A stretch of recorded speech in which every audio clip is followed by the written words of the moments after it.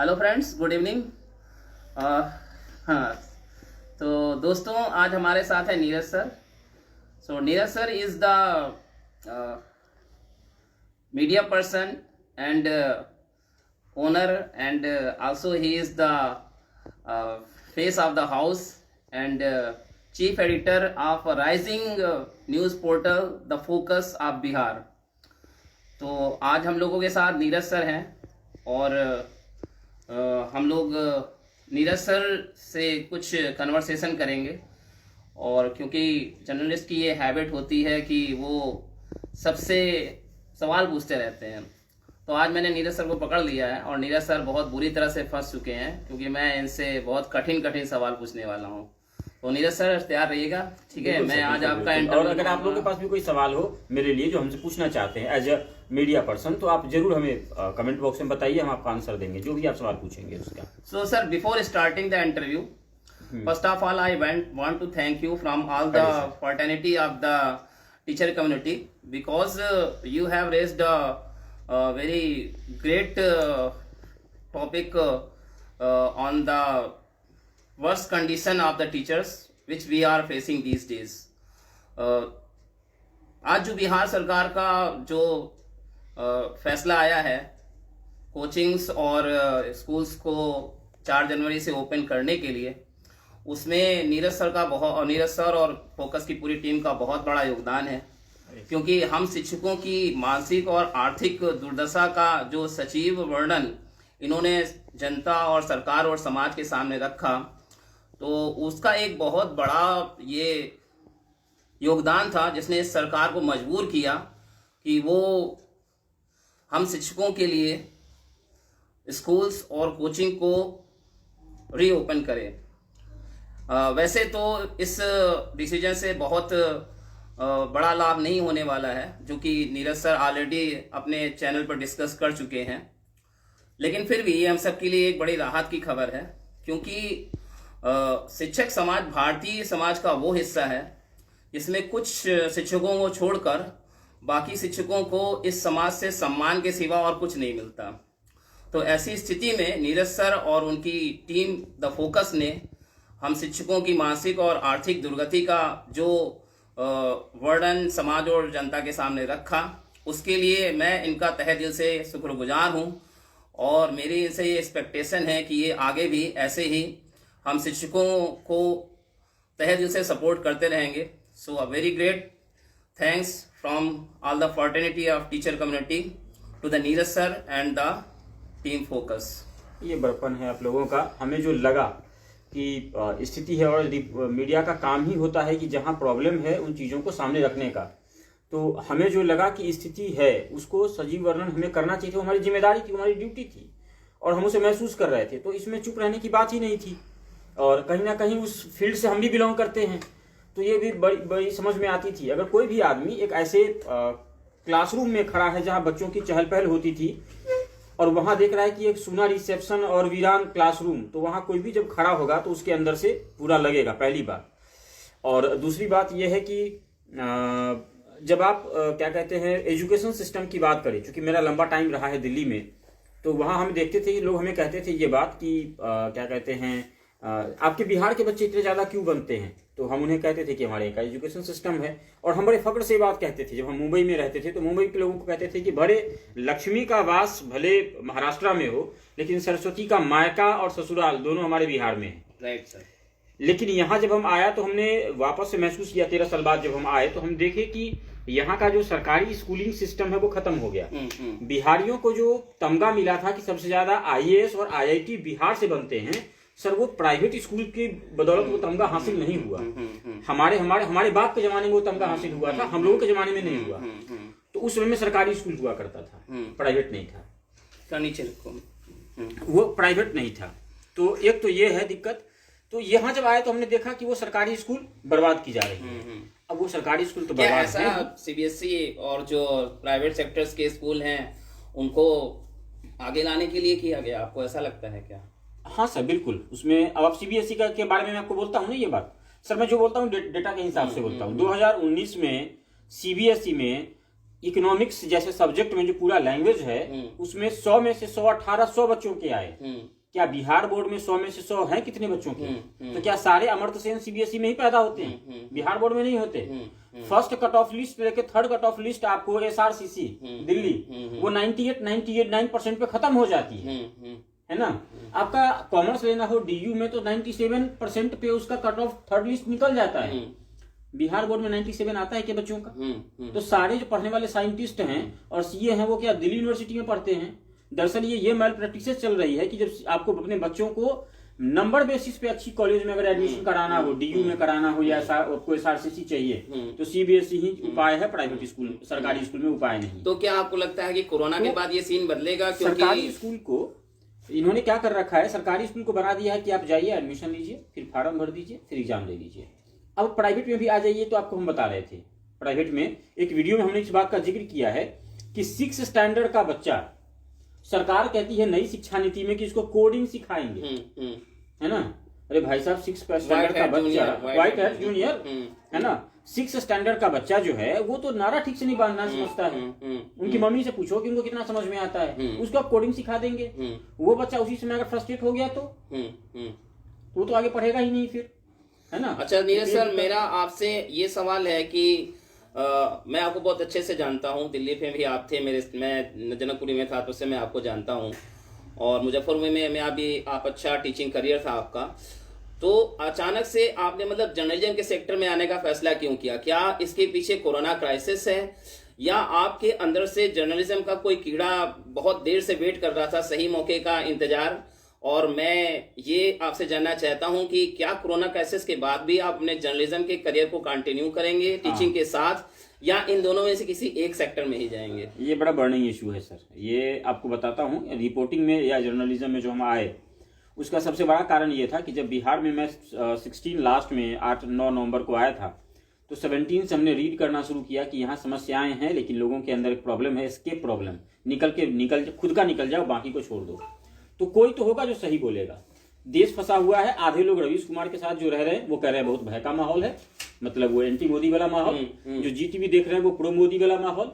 इस दोनों के बीच में से कहीं भारत माता सांस ले रही है, इसको कोई देख ही नहीं रहा है। मतलब लोग अटके पड़े हैं, तू गलत तो तू गलत, बाकी कोई बच ही नहीं रहा है। और तो ये दिक्कत है। तो इसलिए हमें लगा कि एक थर्ड मेन स्ट्रीम मीडिया चाहिए जो लोगों को ये समझा पाए कि भाई सही कौन है। तो हमें लगा कि ये कोई ना कोई तो करेगा।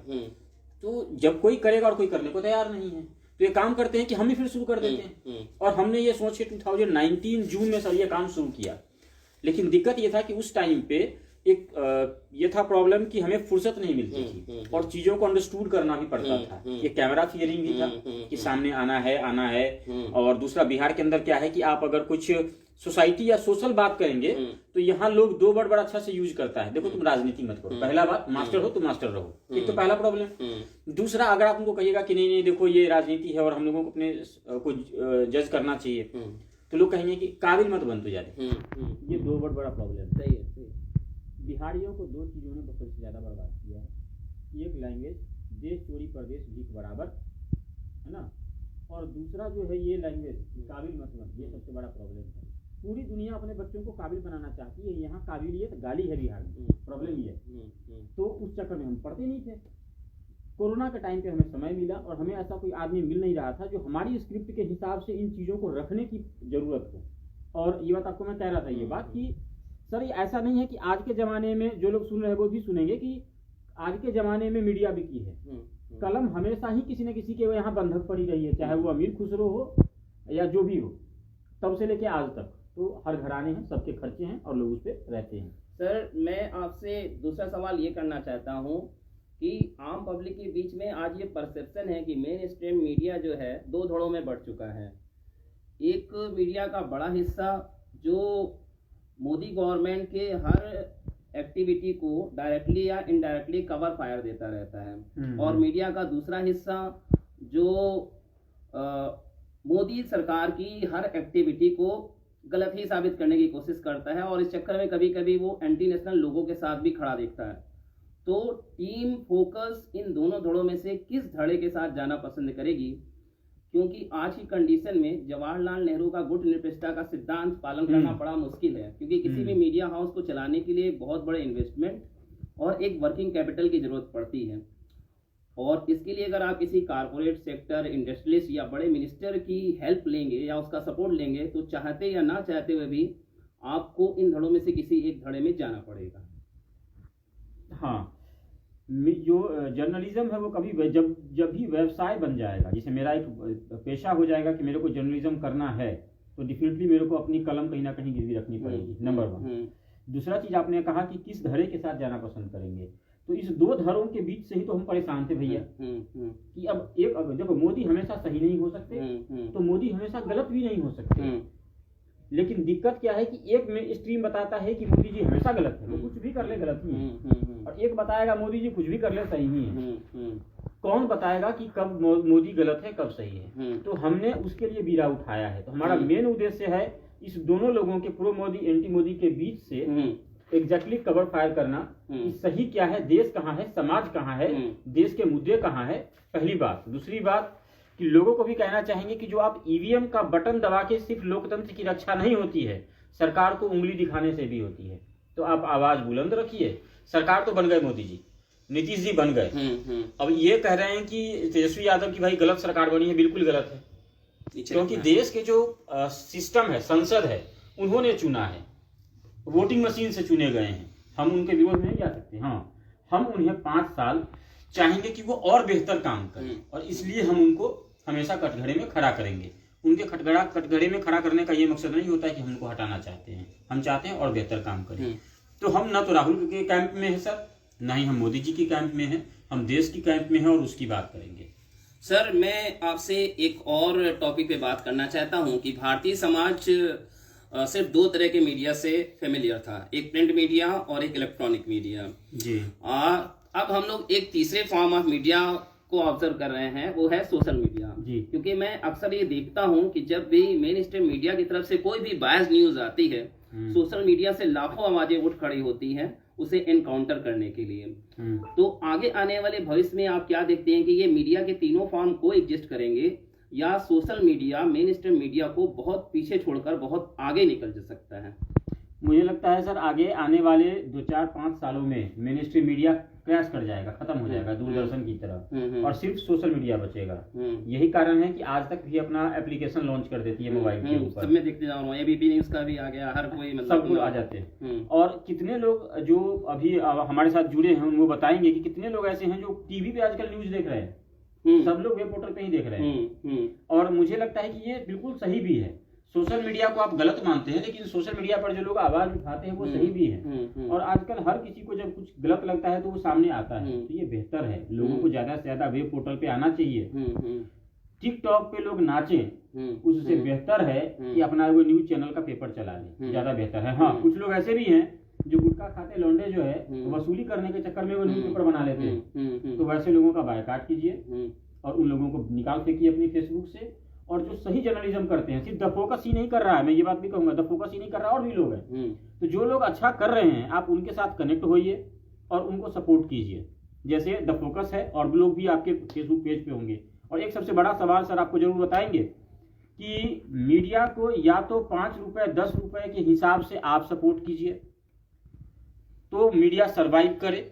एटलीस्ट देखिए जैसे द फोकस चल रहा है, द फोकस के भी खर्चे हैं सर, हमारा खर्चा है, हम अपना खर्चा अपने, जैसे कि हम लोग डेली का न्यूज़पेपर खरीदते हैं 4 रुपए 3 रुपए 2 रुपए 1 रुपए का जी, उसी तरह से आम पब्लिक को मतलब ऐसे न्यूज डोनेट करना चाहिए। जिसको आप पसंद करते हैं, आपको लगता है कि ये सही है, आप 2 रुपया दीजिए, महीने का 10 रुपया दीजिए, 20 रुपया दीजिए, 2000 मत दीजिए, आप 200-300 दीजिए।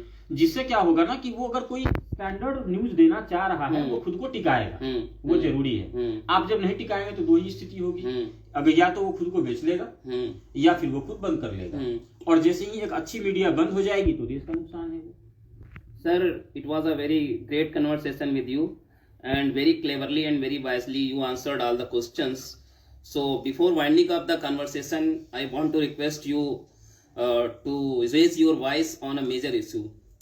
हम शिक्षक समाज जो है वो कोचिंग इंस्टीट्यूट और उनके ओनर्स से बहुत सारी रॉन्ग एक्टिविटीज से अक्सर 2-4 होते रहता है। फॉर एग्जांपल सैलरी प्रॉब्लम जी एंड जॉब सिक्योरिटी। जी ऑब्वियसली सारे लोग ऐसे नहीं हैं। पिछले जी। साल जबलपुर में मैं जिस मोमेंटम इंस्टीट्यूट में काम कर रहा था, हम्म इस कोरोना क्राइसिस के बाद भी उन्होंने मेरी सैलरी का एक एक रुपया मुझे सम्मान सहित लौटाया है, जबकि बहुत बड़े बड़े बिग ब्रांड इस सैलरी को देने में फेल हुए हैं। जी मैं आज आपसे बात कर रहा हूँ एक तीसरी रॉन्ग एक्टिविटी की, that is the publishing of fake vacancies for the promotion of the brands and the institutes in the newspaper. जी स्पेशली मैं बात करना चाहता हूँ हरियाणा बेस्ड इंस्टीट्यूट्स की, जी जो अपने इवन स्कूल्स में, जो कॉर्पोरेट सेक्टर के जो स्कूल्स हैं, वो अपने स्कूल्स के टीचर्स को 40 लाख 50 लाख रुपए की सैलरी का ऑफर करते हैं, जबकि वो सारी वैकेंसीज या तो होती ही नहीं है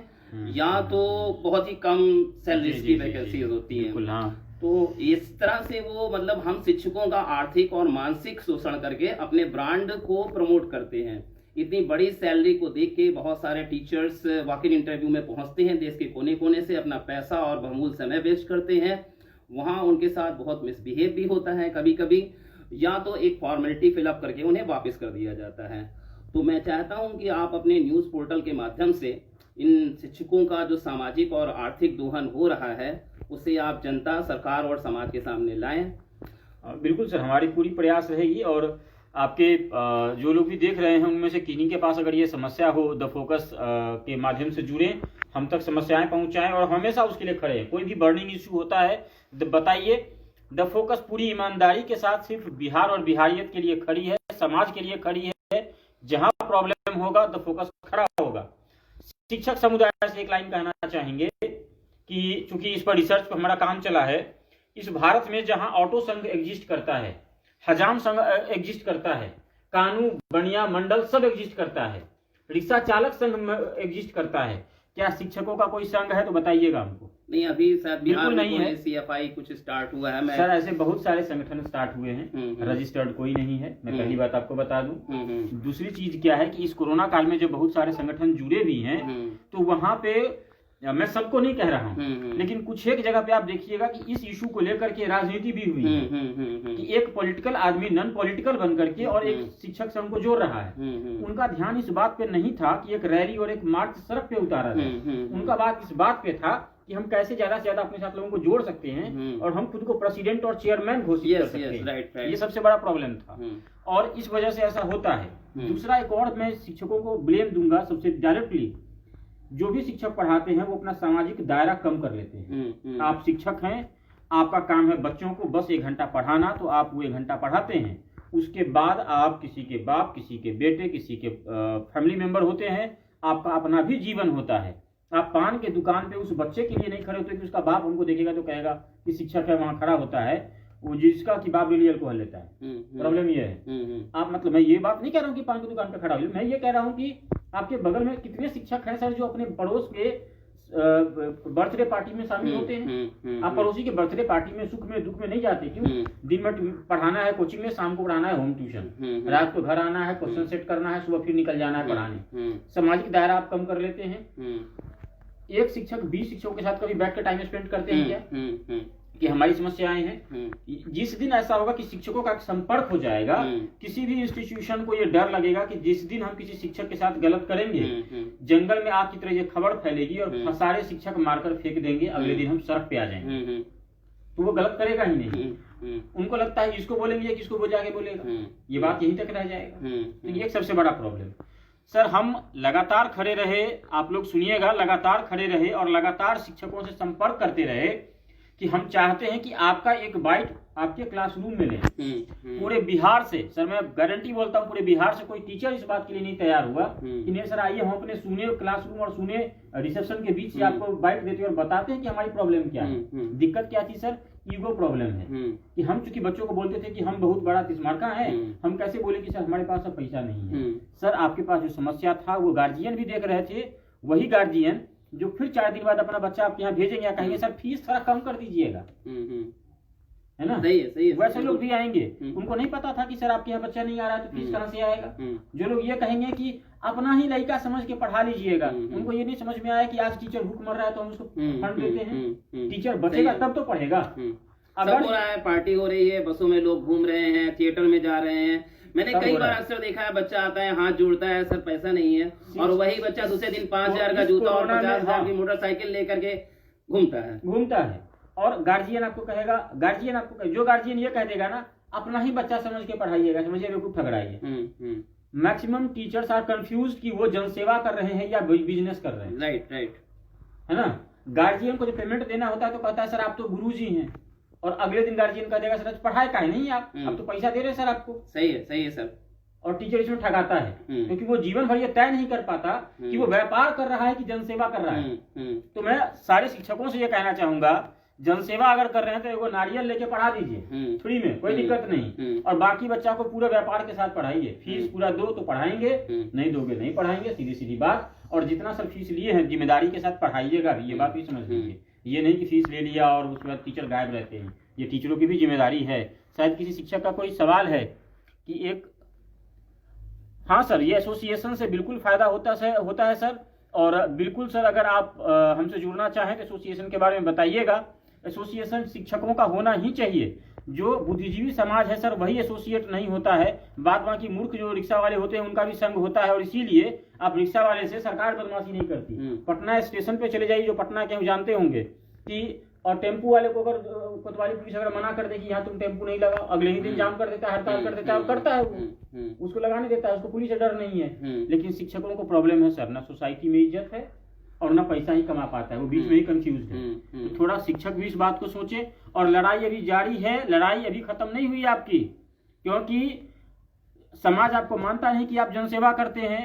और बैंक में जब जाइएगा कि हमको लोन लेना है सर, तो आपको लोन नहीं मिलेगा, क्योंकि आप व्यापार नहीं कर रहे हैं बैंक के हिसाब से। जबकि 2,000 रुपया का पार्ले जी लेके एगो छोटा गुलकी जो कोई कर रहा है सर, तो वो लोन ले लेगा, लेकिन आपको लोन नहीं मिलेगा। है ना। और थोड़ा सा जो शिक्षक जुड़े हुए हैं उनको एक लाइन और कहना चाहेंगे कि कोचिंग एक्ट अशोक चौधरी 2016 से झुनझुना बजा रहे हैं। हम कहे थे अपने वीडियो में 2016 से लगातार उनका झुनझुना है। कोचिंग एक्ट सर एक बार जरा पढ़ लीजिएगा, क्योंकि ये कोचिंग एक्ट टीचरों के सर पे फिर एक बार पढ़ने वाली है। ये तय रखिएगा, गांठ बांध लीजिए, हम कह रहे हैं सर। कोचिंग एक्ट में है मामला, एकेडमी का टॉयलेट अलग, नॉन एकेडमी का टॉयलेट अलग। सर कौन से टीचर हैं जो इस तरह की बिल्डिंग हायर कर पाएंगे जहां 2 टॉयलेट हो? ये संभव नहीं है। राइट। और अच्छा, पर स्क्वायर फीट जितने स्टूडेंट आते हैं उसके हिसाब से, स्क्वायर फीट के हिसाब से स्पेस होना चाहिए। जिस दिन अप्लाई हो जाएगा ना सर, उस दिन 90% टीचर बाहर हो जाएंगे और उन सबको गले में आकाश का कार्ड डाल के गुड मॉर्निंग गुड नाइट बोलना पड़ेगा। लिख लीजिएगा सर, हम कह दे रहे हैं आपको। और सर मैं बोल के जा रहा हूँ, आप कोचिंग एक्ट पढ़ लीजिएगा। इसलिए टीचर एसोसिएट होइए, कोचिंग एक्ट को अपने हिसाब से बदलवाइए। जहां जहां आपको लगता है कोचिंग एक्ट में फिर खेल होने वाला है, सरकार चाहती है कि जो बड़ी इंस्टीट्यूट है, वेदांतु, बायजू को जिस तरीके से प्रमोट करके आपकी सोसाइटी में घुसा दिया गया ऑनलाइन में, उसी तरीके से वापस जो बड़ी इंस्टीट्यूट है उनको लाया जाएगा। कोचिंग एक्ट को एक बार पढ़िएगा, कोचिंग एक्ट में फॉल्ट है। दूसरा, सरकार से ये डिसाइड कीजिए कि अगर एमएसएमई में कोचिंग रजिस्टर्ड होता है तो एमएसएमई में ही रजिस्ट्रेशन अगर हमारा कोचिंग का होता है तो हमें लोन क्यों नहीं मिलता? ये बैंक के प्रावधान में जुड़वाइए, इस पर प्रदर्शन कीजिए, जाके मिलिए वित्त विभाग से और बयान लीजिए कि भाई साहब बैंक हमको लोन देगा सीधी। Thank you sir, it was a nice conversation, very wisely and very cleverly you answered all the questions.